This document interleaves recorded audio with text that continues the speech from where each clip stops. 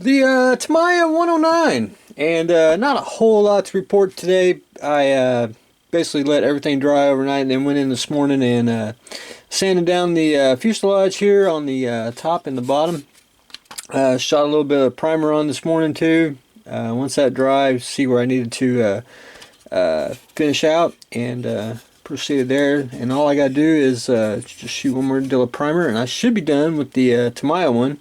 And then I'll be able to start painting the painting the cockpit, and then put the canopy on, and then we can start painting it. The Monogram 109, a little more of the same as I did with the Tamiya one. I sanded down the fuselage, top and bottom, and then shot a deal of primer on, and then just basically see where I had missed, and then finished up sanding that, and just got one more pass on the bottom here and on the callip here on the top. Then I will be done with that. One thing I always, and it was taught to me this way, mentor of mine, that when I started modeling, the object to model is to not use putty. Now there's times you have to have putty, there's no question. It's just the I mean, you just have to have it, and there's no, no ill toward it. I mean, you just have to use it. But if you can just use the plastic itself, sandpaper, and just elbow grease, you should be able to get all the seams out without using any putty. But again, there's times you have to have putty. I mean, that is why it is there to use on a model. But if you can, I always try to always words of wisdom from a mentor of mine, that if you can use hardly no putty on it at all, you jump to a whole new level. And I always sand, do a little bit of wet sanding. I'll even use liquid glue.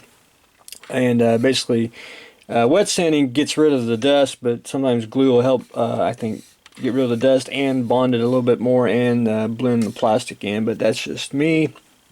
So always good to use putty, but sometimes it's always good not to use putty. But anyway, that's just a little history there. One thing that's a job for model building, for me anyway, is masking. I just to me it is not fun, I'll be honest.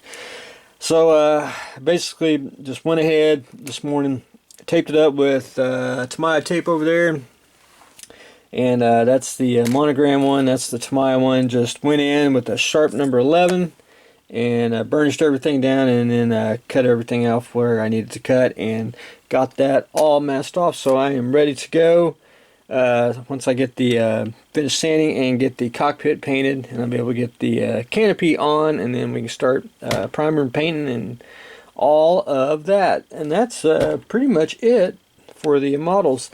I was contacted by the guy that does the in Belgium, that does the little motors and light kits. Well, I guess he's got an upgraded 72nd motor for 72nd scale kits. So I believe that probably on the way, and I'll do a little show and tell on that one when that comes in. So look forward to that, probably in the new year.